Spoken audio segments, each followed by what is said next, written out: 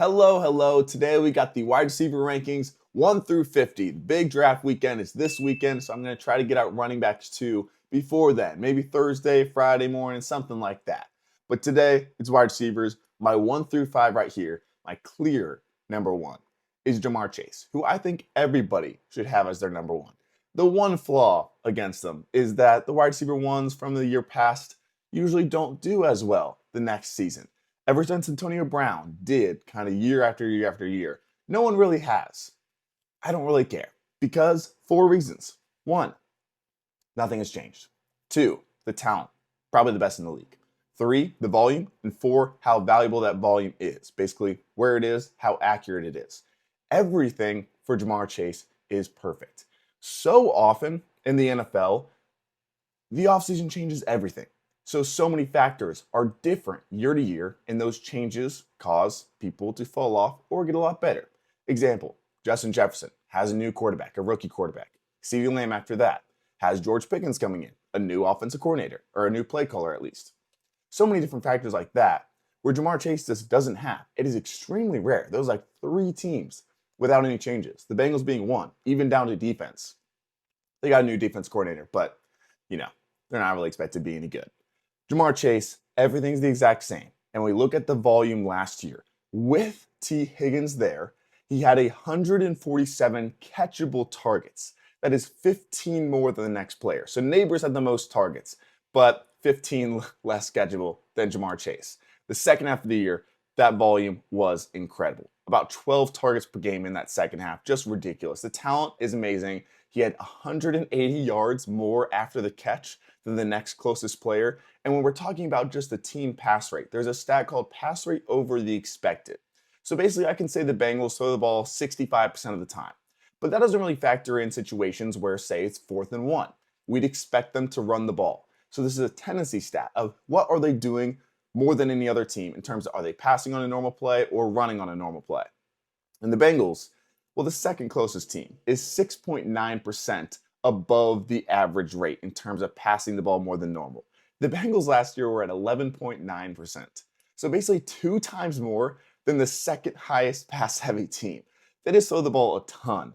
Inside the 5, they throw the ball more than anybody in the NFL. So Jamar Chase, he had a ton of touchdowns, and yet there's no signs of regression. He kind of was on point there because he had so many end zone targets, so many red zone targets, and the talent level would expect even more touchdowns than that expected amount. So there's really no regression signs. The volume is insane. Right now, he is the number 1 fantasy receiver of all time. There's not really any change there. Everything is perfect. Like the one flaw, like, yeah, sure, T. Higgins, which he's still the 20-point per game scorer with T. Higgins there. And it's kind of just like a Jahmyr Gibbs, David Montgomery situation where if T. Higgins misses a few games, which he always does, well, then Jamar just averages like 27 points per game. It is even better. He's amazing. He's my number 1 overall player in fantasy this year. I'm confident in it. Barring injury, which can happen to anybody, I love him to death. Number 2 is CeeDee Lamb. Last year, Dak Prescott wasn't the greatest. If you go back, it wasn't amazing. He had the number 1 passing volume. That's awesome. CeeDee had 10 targets per game with Dak Prescott. But even with a not great year, he averaged 263 passing yards per game because of that volume, and CeeDee was the wide receiver 3 with Prescott. That is kind of like the worst it got with a good or with a healthy Dak Prescott. Without him, yeah, he dropped to the wide receiver 7 in points per game. Oh no, he's a wide receiver 1 with a backup quarterback. But with a good Dak Prescott, he was the wide receiver 1 overall in 2023. Just an amazing situation in terms of chemistry, that quarterback volume, everything there gives him such a high floor with an obvious overall wide receiver 1 ceiling. So you add in George Pickens, but I'm not overly worried in terms of the target competition there. CeeDee is going to get his. He led the NFL in missed tackles for us last year. Like, he's a playmaker. He's going to get a lot of work in the slot all around. I love him. I think he's very safe. And I think with Dak Prescott, he has a huge ceiling this year as well. That next guy is Justin Jefferson. I have him behind CeeDee. The main thing is just the worry of the quarterback play there. Rookie quarterbacks are very risky. We see time and time again of people drafting receivers super high with a rookie quarterback, and it doesn't work out. I like drafting them late with the rookie quarterback because sometimes that value is implied, like a Terry McLaurin last year or a Calvin Ridley last year. Get into that later. But Justin Jefferson here, it's really tough because he's being drafted as that second or third receiver with the rookie quarterback. So that volume is incredible. That pass rate over expected with Kevin O'Connell is insanely high every single year, no matter what the defense is doing. That can be a top 5 defense.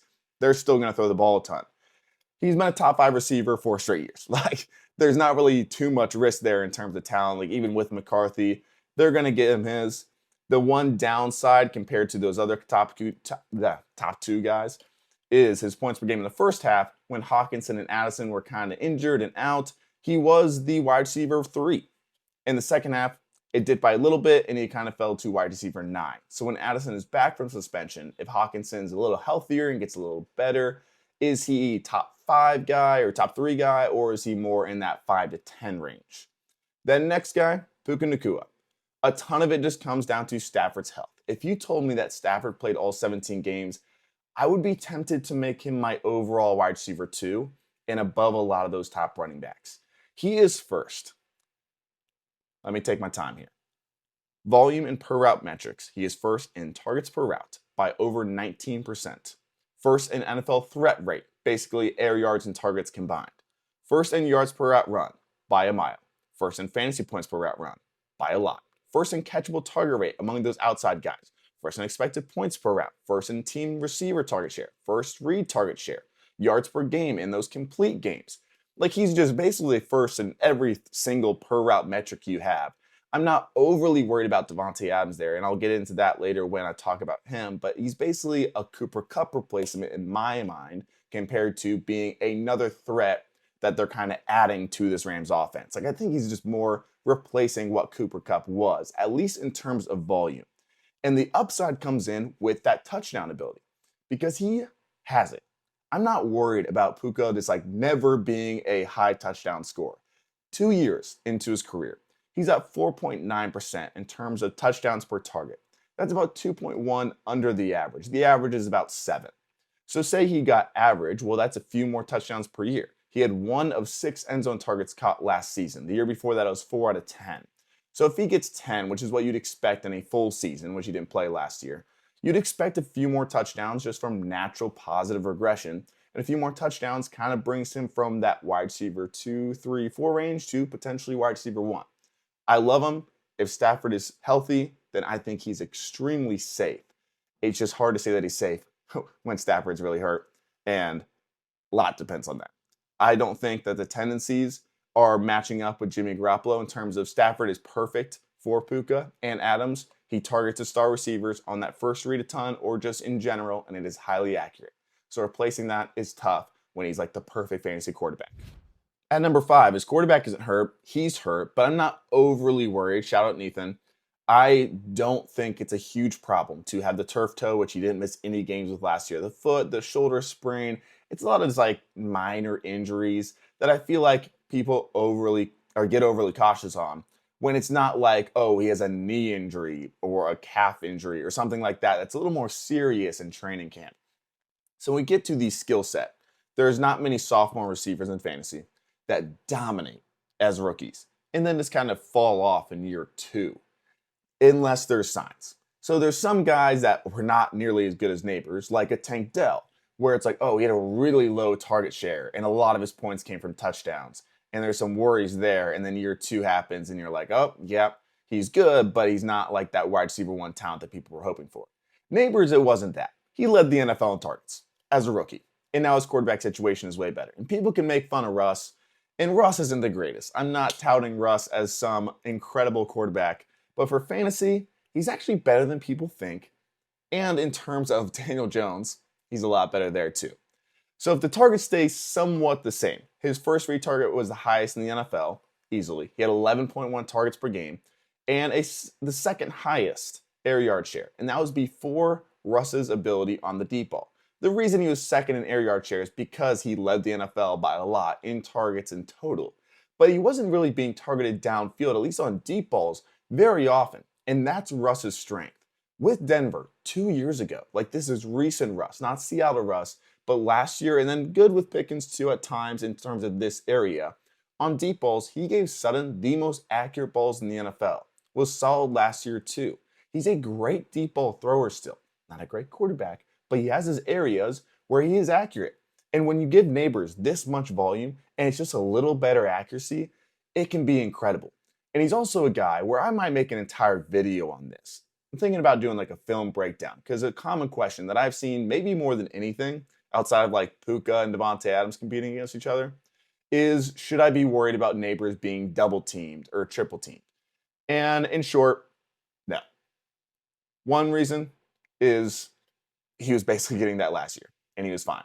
The second reason is that's not just really how it works in like the NFL as much. It's hard to explain in short, but basically there's ways to get around it, especially with his skill set being more of that yards after catch guy. Like he has that Jamar Chase ability. He isn't like Calvin Johnson. So for his ability, I don't think it's a big problem. He had the number one volume in terms of expected fantasy points per game last year. If the accuracy is a little better, he can pay that off better this year.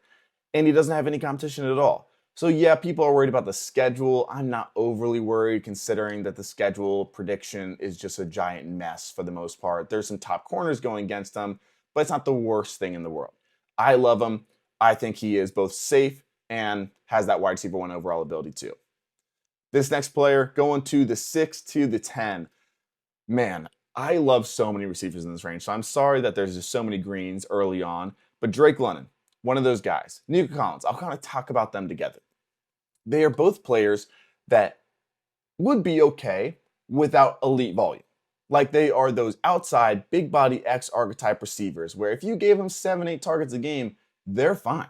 Like they're like that Julio Jones level, Andre Johnson level, Calvin Johnson like type of build where they can score a bunch of fantasy points on 7 targets per game. And when you give them that 10 targets per game that some of those guys got in years, that's when like, oh, then they're top 3 receivers in fantasy.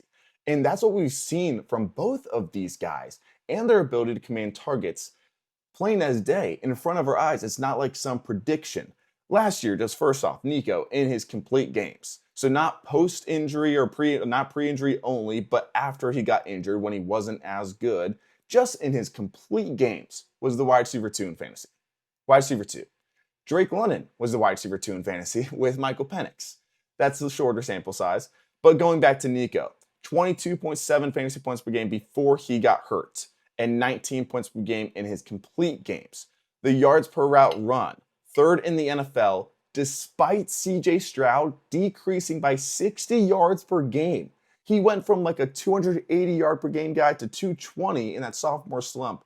Nico, with more competition around him, still 3rd in yards per route run. Now there's no Diggs, which isn't really a big plus because he was actually better with Diggs, but they replace him with Christian Kirk, which is, I think, the perfect situation for Nico Collins. Not really taking away from Nico, but helping him out in ways.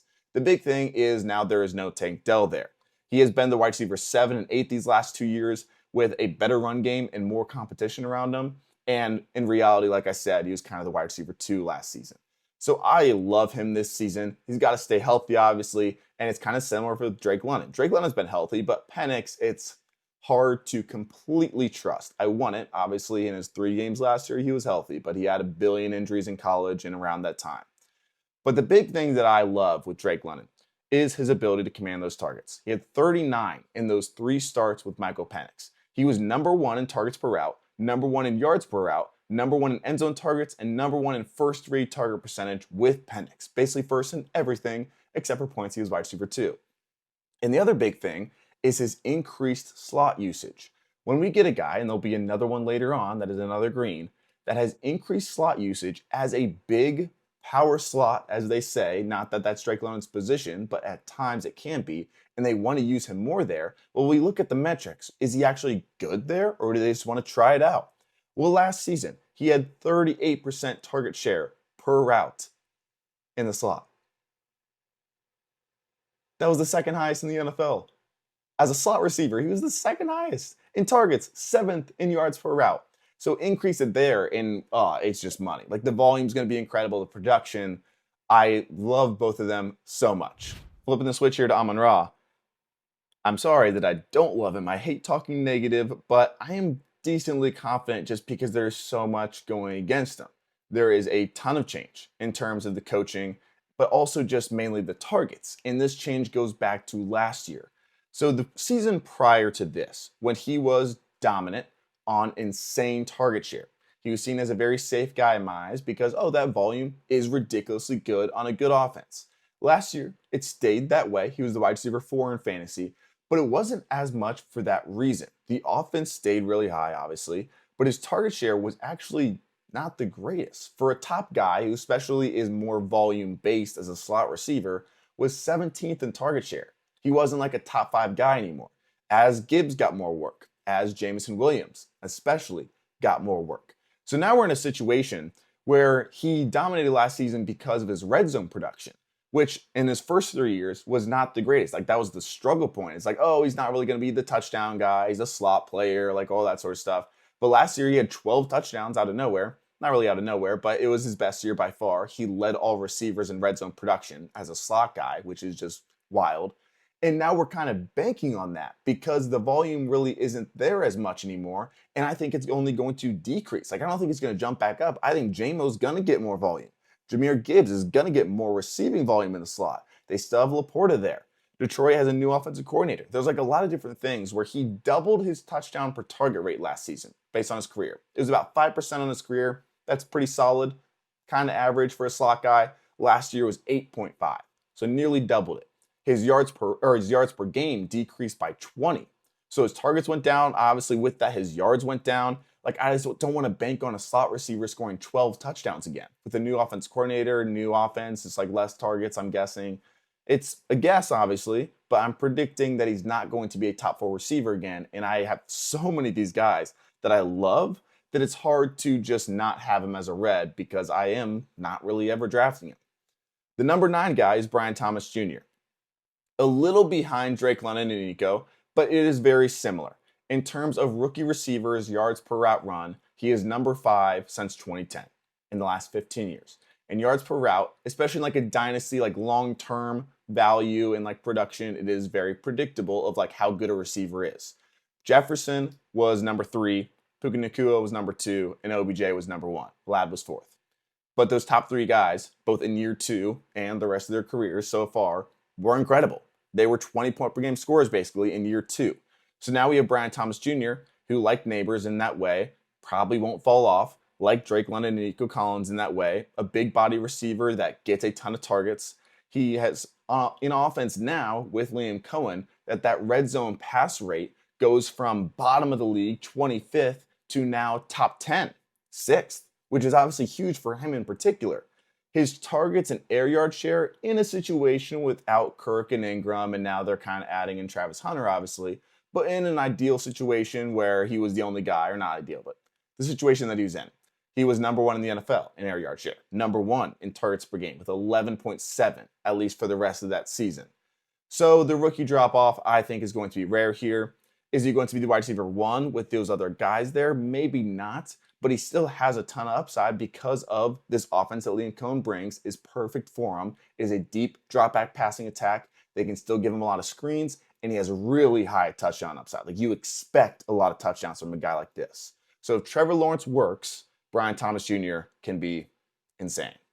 And finishing off this top 10 is A.J. Brown. There isn't too much to say outside of he is perfect and needs more volume.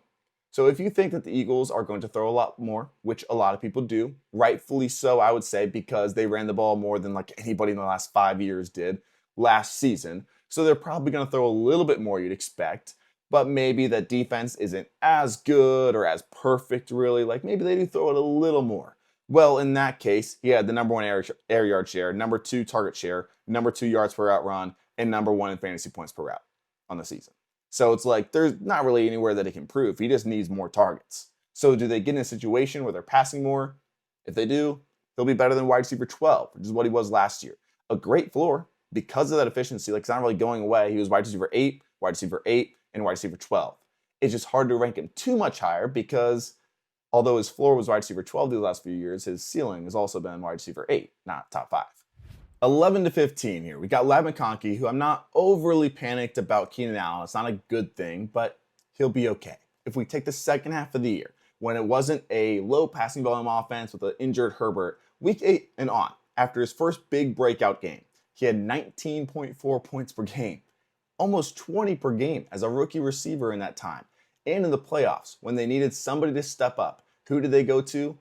Lad McConkey for 14 targets, 200 yards, and a touchdown in the NFL playoffs, which doesn't count toward fantasy.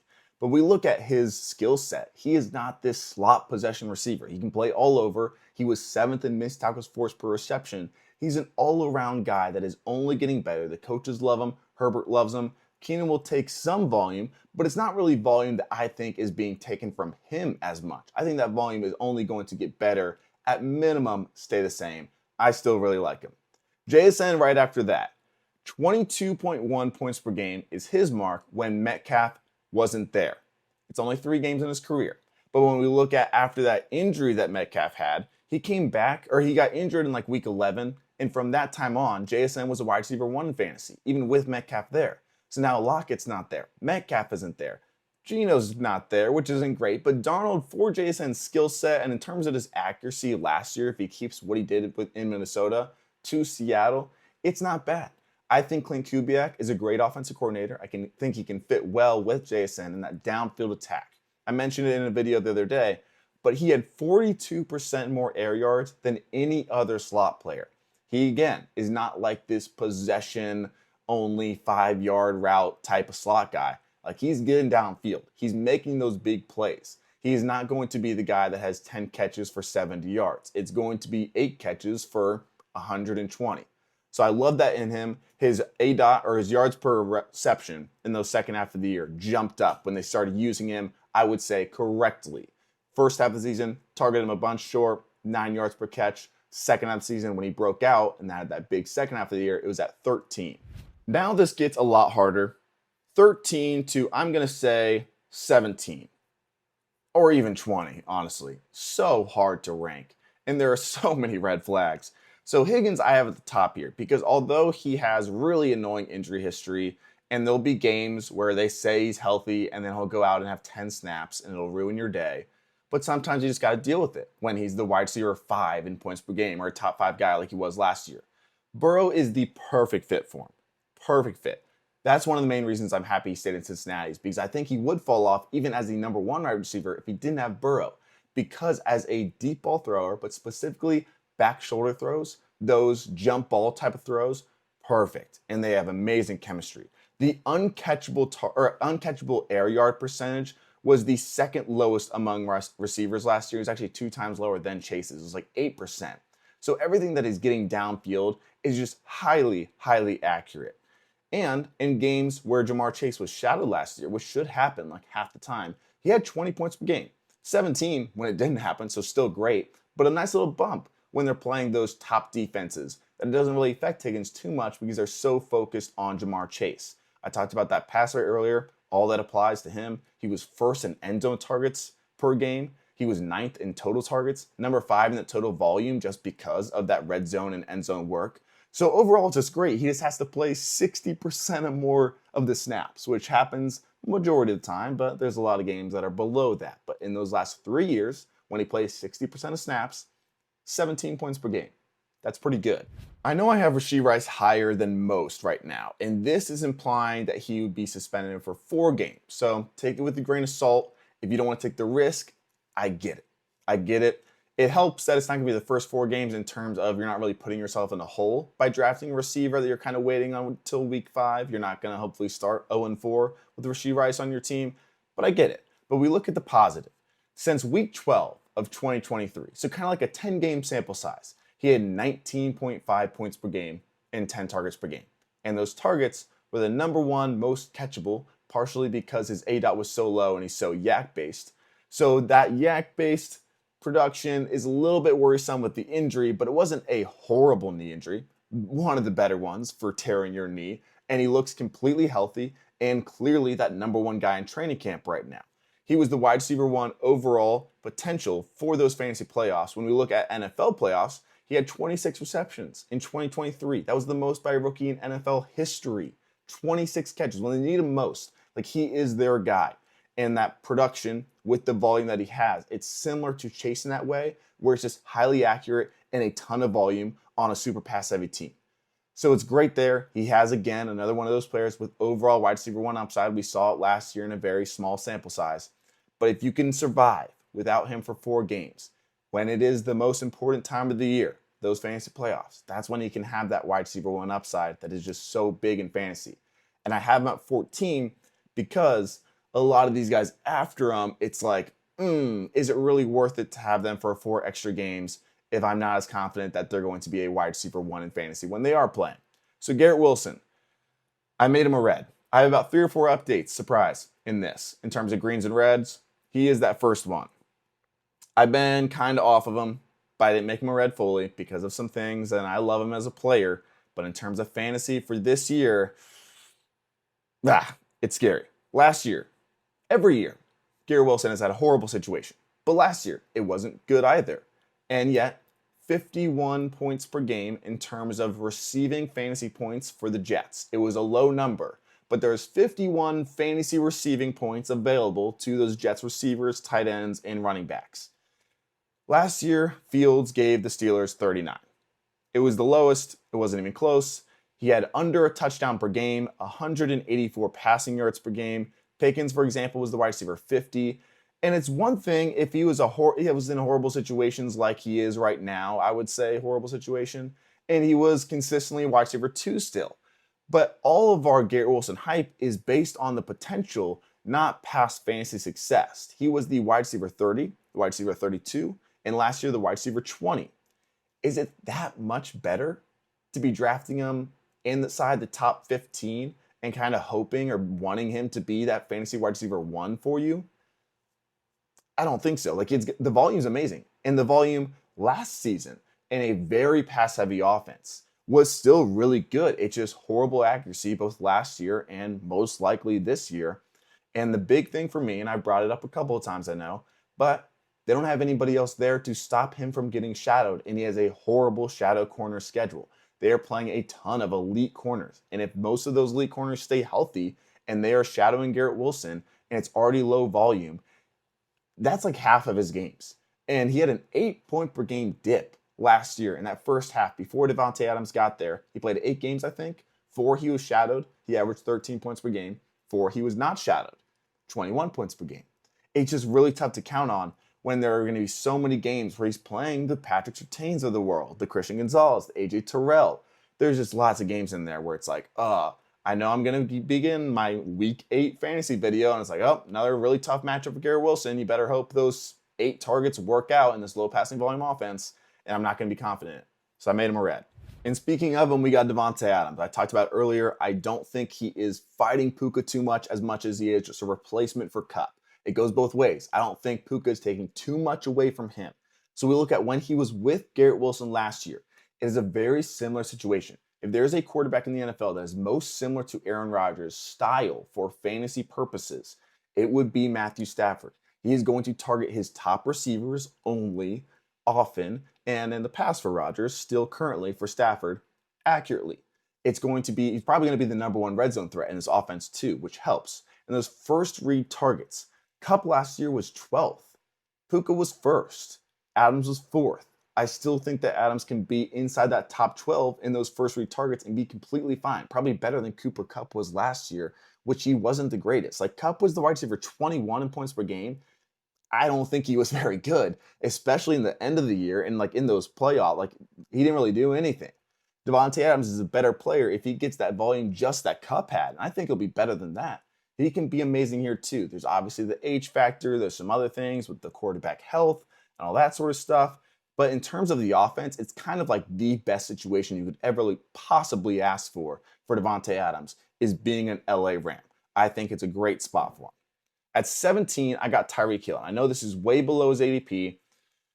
The targets are decreasing, and that is okay if he kept his downfield targetability in that consistency. If he is getting targeted a low amount and downfield a ton, that's okay. If he's getting targeted a ton, but it's not really downfield as much, that's okay too. But if it's both at the same time, which that's what it is, that's where we get problems. His targets went down. He was 44th among receivers in first read targets, which is a lot of this offense. Hopefully that helps with Jonnu, but it's not a guarantee. And his yards per game went from 112 to 56. Like, that is not like, he's 25 years old and he just had a bad year with bad quarterback play. He'll be okay. Like, it's mainly the same quarterback play. Like, Tua was healthy for the most part. He's unplayable without Tua. And there was this massive drop off as he's getting to that age where receivers kind of fall off a little bit. He's been dealing with injuries. He's kind of a pain in terms of just being a locker room guy. It's not the greatest fantasy locker room player for you. But there's just a lot of signs of, is it gone? There's obviously the ceiling where he was like a top 5 receiver each of the past 5 or so years. So that's there. I'm just not super confident in this Miami offense right now in the passing attack. Like, their offense just got shot to oblivion in terms of how they were throwing downfield and attacking defenses based on how defenses are playing them now. They're kind of being figured out. And it was okay last year in some areas because McDaniel went to other options. But it's a problem for Tyreek Hill because he wasn't one of those options. So when his design targets were gone, a lot of those short area targets aren't really his. We got a lot of problems. I'm just not confident that it's all going to come back with just Jonnu Smith leaving. And you add in the Tua risk, DH risk, everything. A guy right after that, I moved up recently actually, Courtland Sutton. I do a lot of those stats of like after week blank or with blank, like all that sort of stuff, but I like them and I think they're valuable. And when we're talking after week 7, so Bo Nix gets his feet under him, starts throwing downfield a little bit more. After week 7, which is a pretty large sample size, to 10 games about, he was the wide receiver 9 in points per game, 18.1 fantasy points per game, and he's being drafted in like the 20s. He led the NFL with T. Higgins, tied for the most in terms, or total targets. He led the NFL. I think with Jamar Chase. Higgins was per game. But point is, 18 end zone targets. He gets targeted a ton in the red zone. Every single year, he is like top 5 or 6 in end zone targets. And in 2023, he relied on really good accuracy from Russell Wilson on downfield balls. But the target percentage in total targets wasn't the greatest. In 2024, first season with Bo Nix, a rookie quarterback, it had increased by 45. 45 more targets just year to year. He was 4th in air yard percentage. So people will get on Bo Nix for not throwing downfield. That is a lie. He will throw downfield. Sutton was top 5 in that air yard percentage. And again, those touchdowns, the regression stats, it all looks good for him. He's a touchdown scorer, but he didn't score over as expected. He can get even better after being a top 12 guy in fantasy touchdowns. Just touchdowns. But yeah, I like him. I think he is a really solid wide receiver too. And if Bo Nix lights it up this year, they don't have like a ton of competition. Like, yeah, Evan Ingram's there. That is a little bit of a negative for him. But I don't really think it's taking many Courtland Sutton targets. I think that's a little more of the running backs and the slot receivers. It's just now going to go to Ingram. I like Courtland Sutton. I like him. He's close. I won't say it, but close to the green. DJ Moore at 19, a really interesting guy. I think when we talk DJ Moore, he's kind of talked about how he's consistently a wide receiver 2 in fantasy every single year, which is not true. He's actually never been a wide receiver 2. He was the wide receiver 9 once, and then every other year, he's been outside of the top 15. He's had 1 year where he's top 15. Every other year outside of it. So there's a lower floor, but still a really high ceiling. For obvious reasons, he's never really had the greatest situations. This might be the best one ever. It's just a little bit crowded and an unknown in terms of, is this offense really going to be as good as they could be or as much as we would expect them to be with Ben Johnson and a talented quarterback. But last year, he was wide receiver 27 in points per game on the worst accuracy in the NFL. Like, Caleb Williams was bottom of the league with Anthony Richardson, who's not playing anymore. So it's a little hard to judge him too much if that is going to improve. And it was close to the same target. Like, yes, they added in Burden and Colson Loveland, but they lose 120 targets that Keenan Allen had. Like, that isn't nothing. Keenan Allen was a top 10 guy in targets last year. So it's about the same there. The efficiency in Detroit, number 1 in screens. I've talked about that a little bit. DJ Moore had the most designed targets in the NFL last year, the most screens. That is a positive. I don't know if he's going to be the number 1 guy in this offense anymore, which is kind of scary. It's kind of just like everyone is thrown out as the potential number 1 offense or number 1 option in this offense. There's just a lot of unknown, but the ceiling is there. So he's a really super wide range receiver for being the wide receiver like 20-ish in ADP. If you told me he was wide receiver 5 this year, I wouldn't be shocked. If he was wide receiver 35, also wouldn't be shocked. The next guy down here is Marvin Harrison Jr. I moved him down a couple of spots recently, and it's just hard to be bought in. He's one of those few guys like Jamar Chase. And he's like, oh, Jamar Chase is mentioned with Marvin Harrison Jr.? That must be good. No. there isn't any change. Like nothing's changed for Marvin Harrison Jr. And he's in one of those situations where I'll compare him to Caleb Williams. Caleb is insanely talented, but he had a horrible year last year. It was not good.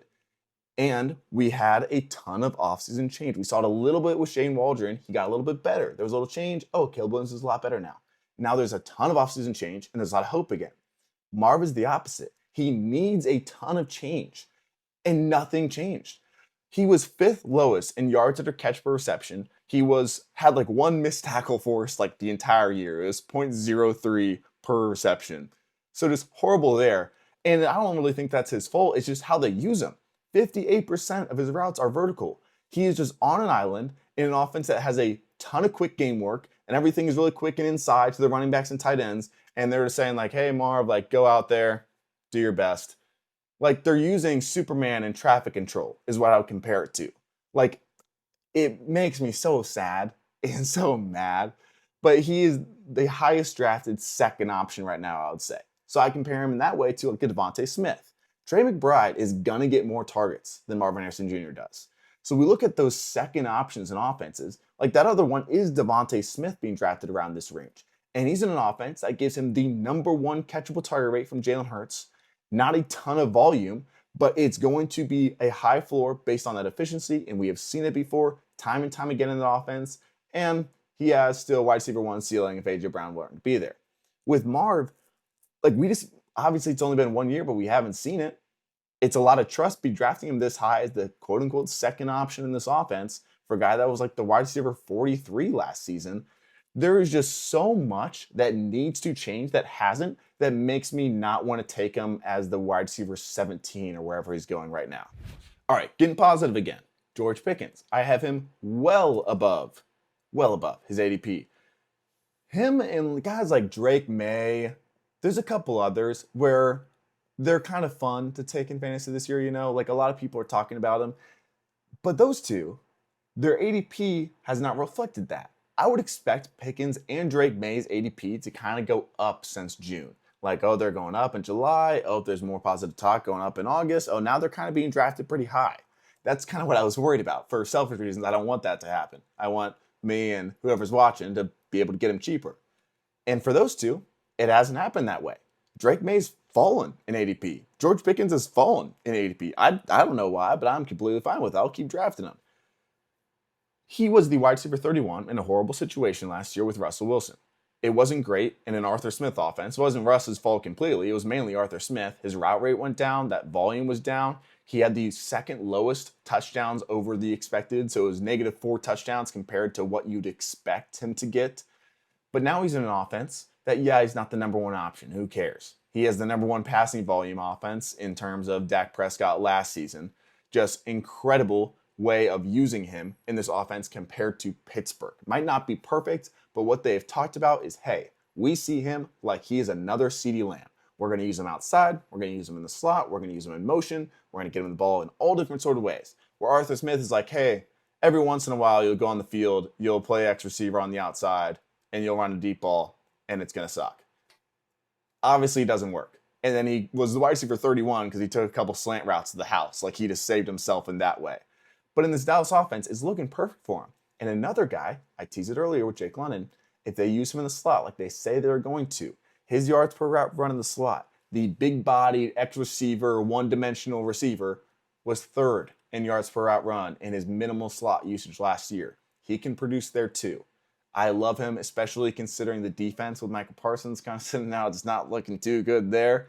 I like George Pickens a lot. I'm drafting him almost more than anybody right now, just given that he's like the wide receiver 30 or 31 in ADP. I think it's crazy. And there's a lot of receivers in this range that I don't really like, so I find myself reaching for him because I'm like, I'd rather have him than Terry McLaurin, number 21.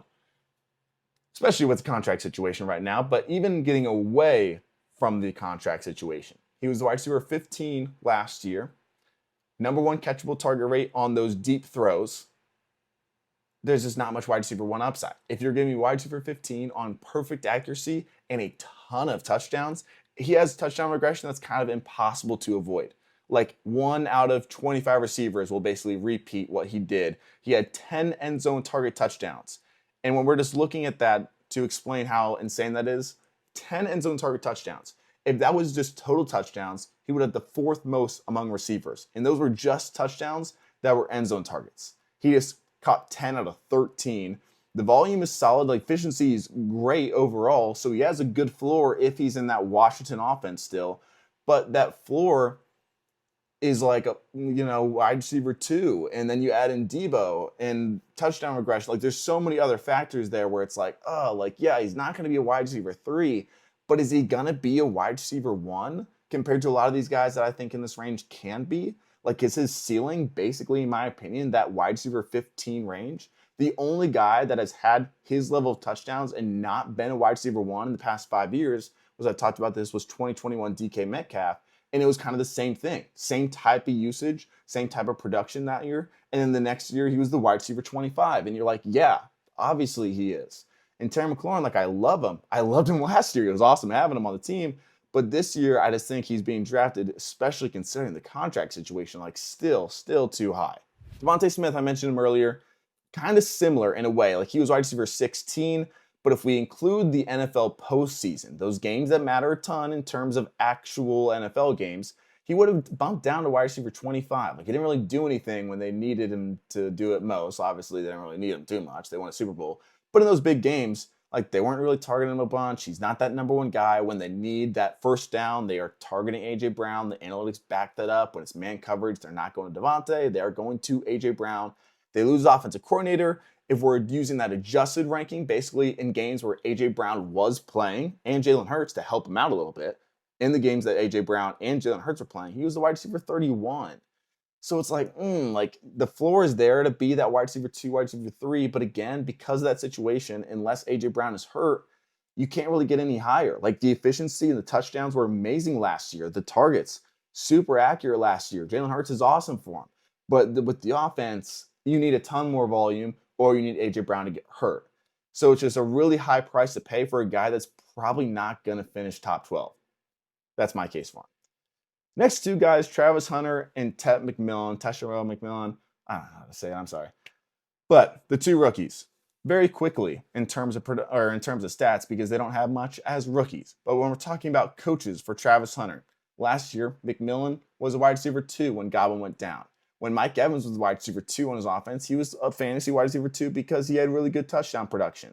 And now Travis Hunter is the wide receiver 2 in this offense, in an offense that is very friendly for receivers. He obviously wants him to play receiver more than defense. He's talking 80% snaps. He's playing first team offense, second team defense. But I just keep kind of going back to, he was the 2nd overall pick.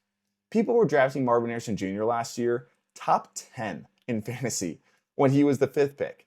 And the Jaguars, and I know he plays defense too, but they traded up a lot to get to the 2nd pick and then pick Travis Hunter.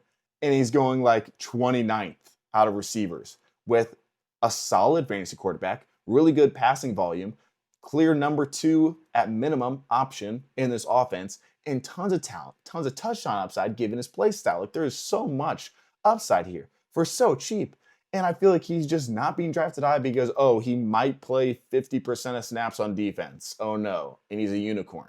I just feel like this is going to be one of those situations where people will look back and be like, how on earth was Travis Hunter being drafted wide receiver 30 last year? I'm not going to make that mistake. If I draft him early and he's not that great, I'll live with it. Ted McMillan after that, in Carolina. The reason I like this fit, I was kind of against it because we didn't really have a history of Bryce Young, whether it was in college or in the NFL, of him kind of targeting people downfield consistently. And that was my worry with Xavier Legette last year. I didn't really like him as a prospect, but he was that downfield guy. And I'm like, oh, that's not really what Bryce is best at. Like, he's a short area point guard facilitator. But in the second half of the year last year, when they brought him back as a starter, they kind of unlocked a new Bryce Young. And if that can stick around, McMillan is the biggest benefactor. He got a lot more aggressive.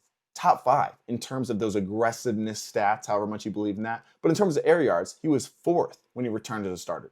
And they the most dropped. McMillan has got glue for hands. He's a downfield threat and the clear number 1 guy in this offense with a defense that isn't very good. So if Bryce Young can perform, it's a similar situation as we'll get to later with Calvin Ridley, where it's just like, yeah, the defense isn't great. Maybe the quarterback play isn't perfect, but he's the clear number 1 option and he's really talented. That means upside. At 26 is Xavier Worthy, a really hard guy for me to rank because I get it if you want to reach on him a little early and bank on that ceiling, because if he hits this year, he could be amazing. It'll be interesting with Rashee Rice, so that'll change my ranking for sure. But last year, before the breakout, we'll talk week 16 to the Super Bowl. So including the whole playoffs, he had 18 points per game. He was pretty incredible from week 16 on. So fantasy playoffs, that worked out for you if you took the risk and started him. Before that, the metrics are pretty garbage. And a lot of that was with Rashee Rice missing games. Like, he was their top receiver, and with Patrick Mahomes at quarterback, just not putting up any numbers at all. 19% of his targets were designed last year after the Rashee Rice injury.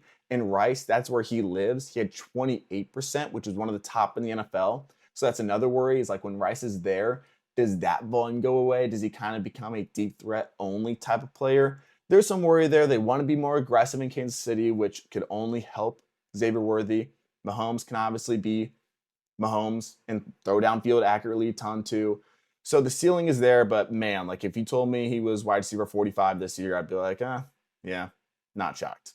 Another polarizing guy is Mike Evans. The Cam news has been great, which I kind of care about a little bit given like his age. When they're talking about like, oh, he's the best he's ever been, it's better than like, oh yeah, like Chris Godwin and Ibuka are going to step up this year. Like, we don't really want that for his sake. But for Mike Evans, for him playing well in camp at his age and how he played in the second half of the year, that's what you're kind of banking on, because there were signs of a fall off. And that's the worry for me. Is the first half of the year, he wasn't the greatest. Like, he was a low-end wide receiver 2, wide receiver 3 range with Godwin, and then he became the overall wide receiver 2. Massive jump. The targets shot up, but there was fall-off signs there. So when you add in Ibuka and Chris Godwin is healthy, does that stay around? Actually, with McMillan being hurt, I might move him up 1 or 2 spots in this ranking. Probably above Worthy there. But when we're talking about the positive again, his points per game rank, even with the fall off potential and his age, all these other things that I'm kind of worried about, we're just looking at the point per game rank. Well, he's been wide receiver 10, wide receiver 5, wide receiver 16, wide receiver 11, wide receiver 13, wide receiver 10, wide receiver 10. It's hard to argue just that. Like, he's been a top end wide receiver 2, low end wide receiver 1 for like 7, 8 years in a row. It's really hard to argue that. He's still in a good situation. I think he is a solid low end wide receiver 2 this year, and that'll be okay. Just depends on what you want in this range. After that, a new green, Calvin Ridley. Same reason as Ted McMillan, basically. I like Cam Ward's play style for Calvin Ridley. On throws of just 15 yards downfield, kind of a weird stat to use, but on throws of 15 yards downfield, he was the wide receiver 5 in fantasy points per game. It was your guys that you would expect, like good Jamar Chase, T. Higgins, Justin Jefferson, I forget the other one, and then Calvin Ridley. And it's like, oh, whoa. And when you take away D-Hop last year, DeAndre Hopkins, he was a wide receiver 2 with Will Levis. So it's like, oh, well, that's kind of interesting. He's being drafted as wide receiver 29 with Cam Ward right now, but he was a wide receiver 2 in fantasy last year with Will Levis at quarterback. And it's a similar situation. They don't really have any other guys there. I think they're going to sling the ball. I think they're going to throw it a ton. There's not much competition. If he gets good chemistry with Cam Ward, which so far looks really good, it doesn't have to be perfect. It can be really good, and he can kind of be this year's Terry McLaurin. Next is Jameson Williams at 29. Back and forth on him. Honestly, my take on Jameson Williams is he's kind of just one of the reasons I'm fading Amon-Ra. I'm not really buying Jameson Williams. They kind of talk about him 3-4 years in a row about how he's just had this amazing offseason and he's going to get more targets. And it's like a little bit true every time. Last year, I think it was less true than people see it. He had a ton of targets early, and I feel like everyone remembers those like first few games, and then we're like, oh yeah, it was just kind of that way throughout the season. That's not really how it was. Like, he had a ton of targets those first 2 weeks, and then from there on, it was pretty bad. He had the lowest target share of any top 36 receiver, and he was 26th. He had a target share of 17%.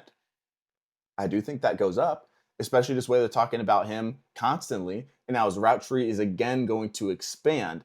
The other worry is with that Ben Johnson leaving, his play action was what he dominated in last year. When they use play action, they're targeting downfield on that, a little easier targets. Incredible. But when it was just drop back and throw, he was nowhere to be found. The yards per route were some of the worst in the league when we're talking about just those basic 3rd down and 10. Oh, we got to throw the ball. Where are we going? It's most likely not going to Jameson Williams. So that's got to change. I think he's just like a really good best ball player. If you're not familiar with best ball, it's just like weekly upside. You don't have to choose who to start. So that's the main thing. Is like if you are choosing to start Jameson Williams, sometimes he's going to score 25 points and you're going to have a great Sunday. And sometimes he's going to have 4 targets and 3 catches for 25 yards. That's just how I see him. I don't think too much will change, but it'll probably end again around that wide receiver 26 range, I think.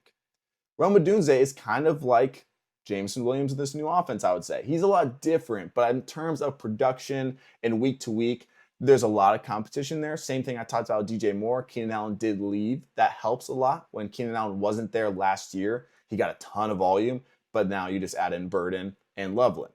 I think the situation is way better, but most likely in that wide receiver 2, wide receiver 3 range. He was not the wide receiver 36 last year, looking to bump up to that wide receiver 16 range. That's the main issue with me, is he was wide receiver 61.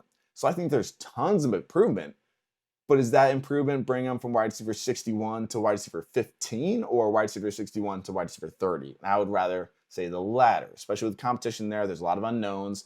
You're not like banking on them having the number 1 offense like Detroit did last year. I love him as a player, just like Ben Johnson does, I would say. And with that, it is the same exact thing that I said last year. I probably won't have a ton of him, but in Dynasty, long term, I really like him as a player.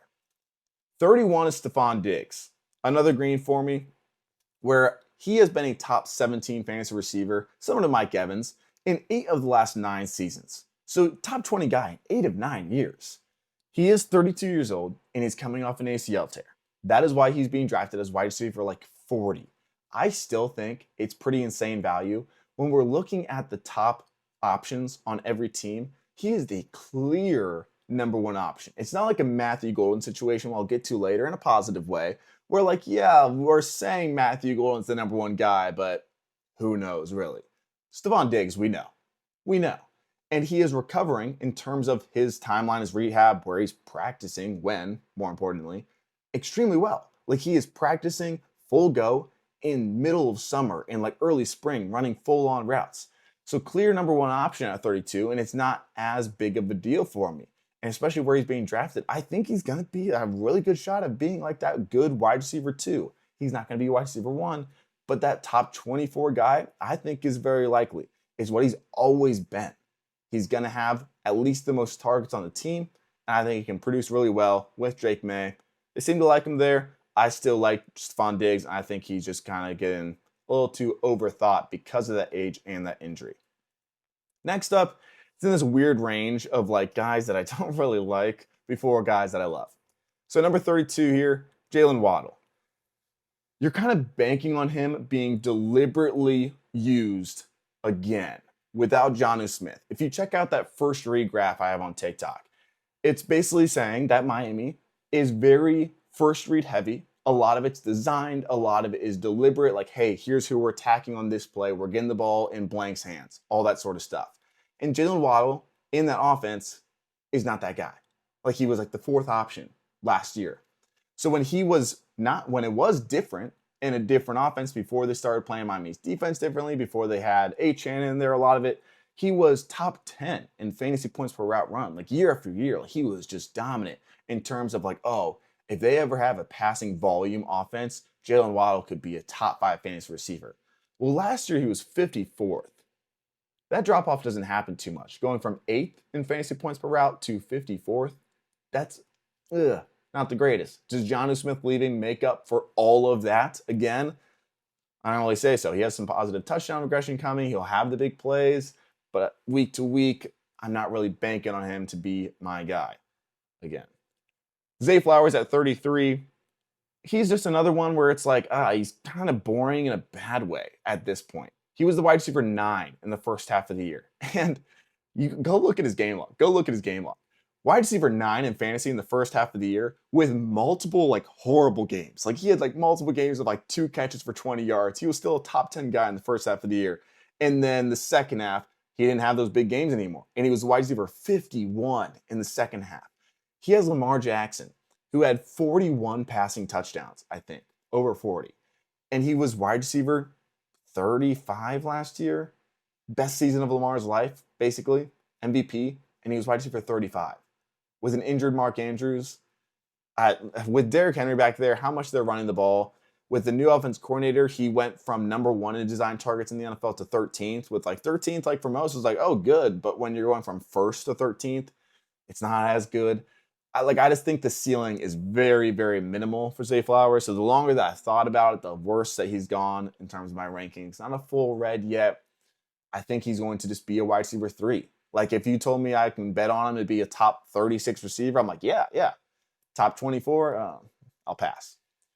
DK Metcalf, a guy that I do have as a red, have not been a huge fan.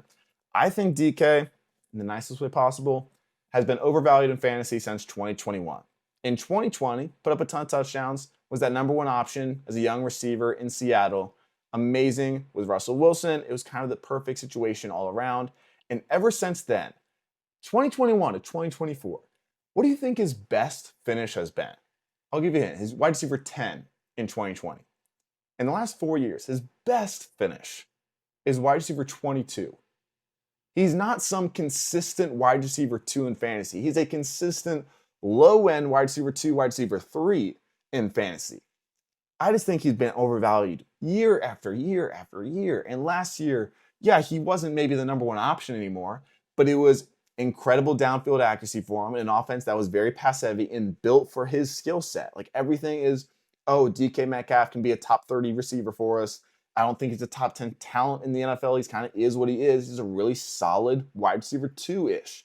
So now he goes to a new offense in Pittsburgh where Rodgers is not really the play style for him. Like he is not Devontae Adams. He wants to be targeted downfield and he's really good at it.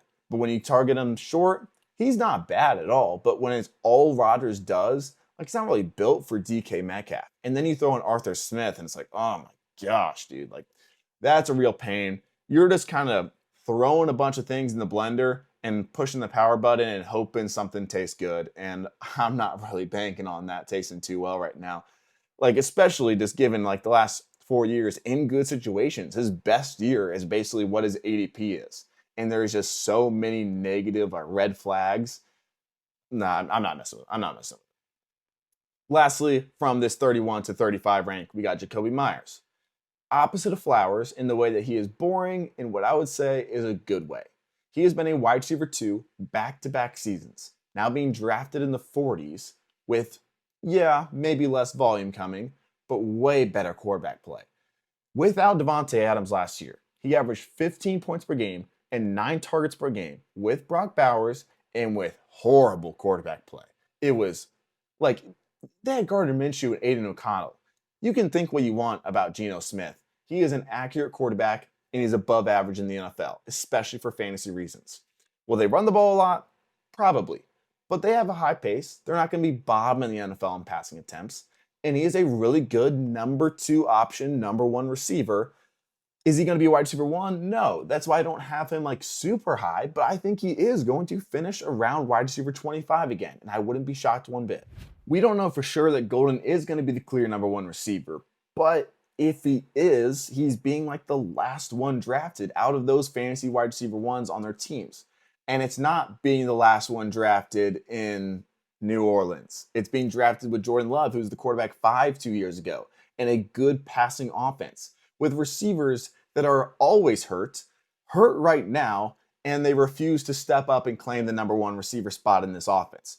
Golden is the most all-around. He doesn't drop the ball too much, at least so far and throughout college, compared to especially the Green Bay receivers that do it basically more than anybody else. He can take this role, and if he does, he is the most obvious ceiling candidate in these later rounds. He's still being drafted like wide receiver 45 as a first-round receiver talent. Like, did we not learn from Brian Thomas Jr. and Ladd McConkey last year? Like, come on. I know it might not work out, but if it doesn't work out, who cares? If it does, you're going to win your league potentially. And again, Emeka Egbuka. I have him 30 spots above his ADP, which is a little scary. But Jalen McMillan is now hurt. That adds in another aspect with a hurt Chris Godwin that'll probably miss game 1. And I don't think Egbuka is ever going to look back if he starts as one of the top 2 receivers in that week 1 game. He's an all-around receiver. He's perfect in every way. At least he's good in every way, I'll say. A great blocker, great route runner, great after the catch, Team player, leader, whatever you want to say. He's going to be on the field, though. And that's what matters in an offense that had basically the wide receiver 2 in the offense be a wide receiver 2 for the most part throughout the entire season. Whether that was Mike Evans with Chris Godwin because of some touchdown help, or Jalen McMillan averaging 14 points per game when Godwin went down as a rookie. So then you get Ibuka, again, a first-round pick when they didn't really need to spend a first-round pick on a receiver. Probably shouldn't have, some people say, but they did. They love Ibuka. Baker loves him. I love him. He's going super late. Again, why not take him? I like taking him over, say, a guy like, I'll look down here, Deebo Samuel, who has a little bit lesser upside given the stage of his career and what we've seen. Or Jerry Jeudy, or Jaden Reed, which is who's being drafted around these guys. That's why I like him so much. At 38, Ricky Pearsall. He's kind of like a golden light, like good passing offense, good fantasy quarterback, could be the number one option. You just add in a little more injury risk, a shaky first year after getting shot, so give him some grace there. But if he does work out, this offense is pretty fantasy gold. Like we've seen it with Ayuk in the past. We've seen it with Juwan Jennings in the past. We've seen it with Debo, Kittle every single year. Like Shanahan, he's amazing for these fantasy receivers. He just needs one to step up and play. I like him, though, in this range because of that ability or because of that ceiling potential. Jordan Addison after that, another weird one to rank just because of the suspension. I think he is the most affected out of Hawkinson and Justin Jefferson in terms of having a rookie quarterback, just because of him being very touchdown dependent, where Jefferson isn't as much. Hawkinson doesn't ever really score him, but he's very touchdown dependent. 2 amazing seasons in terms of touchdowns have made him that fantasy wide receiver 2 that he has been. And he's heavily deep target reliant. A ton of his points comes from those big plays downfield. So the rookie quarterback play, it obviously is a risk, but also if their scoring goes down or those deep balls kind of go away as much, it's not the number one receiver in the offense. He is the second option. Some games he's the third option, that sort of thing, where it's more of a risk there. He had a 19% target share last season. It was a very pass-heavy offense, so that helps, but it was the lowest among those top 24 receivers. Chris Godwin at 40, it's mainly just the injury. Like, I obviously love Godwin. I loved Godwin last year. I thought he was going to win my league. I won my main league still. Quick brag. But I thought he was going to win me my league easily those first 7 weeks because it was incredible. He's my favorite player of fantasy all last season. But it's a dislocated ankle. And, like, he broke his ankle. Like, it's not like a dislocated shoulder that you just pop back in. Like, it's a really difficult injury. And it's the biggest for him. Because if this happened to, I don't know, like your possession guys, your downfield targets, maybe it's a different story, but he is a guy that led the NFL in screen targets per game. Like it was like a DJ Moore situation. Tons of screens. He was extremely yak based, and a lot of it was because of his efficiency in production. Like his volume was 12th, really good, but he was 12th with the second best production. So if he's getting the second lowest ADOT to Wan'Dale Robinson and just relying on his yards after catch ability with a dislocated ankle, and trying to come back after missing probably the first few games, and then you add an Ibuka in there, like that's where it's like a little tougher. Maybe we'll move him up 1 or 2 spots. Maybe let me know because of the Jalen McMillan injury, but we'll see. We'll see. And lastly, a lot quicker, I'll just talk about 41 and 42 here as my red and green, but 40 to 50, here are my rankings. So 41, Chris Olave. The reason that I'm out on him is just because I think there is an insane lack of upside. And I may be wrong. There's some positives, like Kellen Moore bringing in this new offense that is very motion-based, which Chris Olave has excelled in the past. So they use him in motion a lot and get him open that way. It can work out really well for him. However, he was the wide receiver 32 last year in his complete games with Derek Carr, which doesn't sound great, but it's better than the quarterback room that's the worst in the NFL right now. And it's not like he was really the clear number one guy. Like, it's not like it was a Drake London Darnell Mooney situation as much. I think Rashid Shaheed was like basically getting the same volume in those shorter sample size of games than Chris Olave was. Those first 2 games, remember, Chris Olave had like 2 targets one game. So it's just going to be a lot to rely on in terms of an offense that is probably going to be terrible. I don't think he's going to be getting 10 targets per game. And there's also the injury risk on top of the quarterback play, where it just makes it really tough for me to rate him any higher than this. I think he has a really good shot of being like the wide receiver 30, but I don't really think he's going to be a top 20 guy. Josh Downs, Daniel Jones gave Wan'Dale Robinson the 11th most targets in the NFL last year. It's really all I have to say. I'll add in some other stuff, like he's just really talented compared to like a Wanda Robinson or a lot of these other slot guys. He gets targeted a ton outside of having Daniel Jones. He was third in targets per route as a receiver last year, even in games with Anthony Richardson playing. And with Joe Flacco last year, he was a wide receiver too. Like he was great with Joe Flacco. And Daniel Jones might be worse than Joe Flacco, but Joe Flacco was not good last year. Like 2 years ago, Joe Flacco was actually a pretty good option for fantasy receivers. But last year, if you remember, like it wasn't the greatest with Joe Flacco even. So when you have Josh Downs in there with a quarterback that isn't the greatest, but he's going to give him a ton of targets, there's some potential there. Tyler Warren is added in. That takes away a little bit, but not enough in terms of being the 50th receiver off the board and having maybe a wide receiver one level of targets. So that's why I like him there. 43, Debo. Then we got Jerry Jeudy. Jaden Reed, I'm a little lower on, especially with Golden coming in, and there's lack of usage outside of him being a gadget slot guy. It's really hard to find upside with the volume that he's going to get. Juwan Jennings, I like as a ceiling play there just because if he is healthy, if he can find his way in that room, he has the potential to be a wide receiver too. Shakir, I don't mind. It's just tough because he is insanely efficient and the volume has really no signs of improving. So I think he's kind of being what he is, which is a wide receiver 3. Coleman, a little more, but I just don't really trust him, and the way they use him is similar to Marvin Harrison Jr., which isn't a good thing. Michael Pittman Jr., with Daniel Jones, I think he's just a worse version of Josh Downs. And then Jaden Higgins, another rookie that has some potential, has had some up and down camp reports, but the positive has been positive, and he could be the wide receiver 2 in this offense if it's not Christian Kirk. And a pass-heavy offense with still, I would say, an accurate quarterback in CJ Stroud. That's my top 50. I hope you guys come back for running back rankings. Like, share, do all that. I don't care. Send it to people that you're not playing with. Appreciate you guys. Love you. Hope you have a good weekend.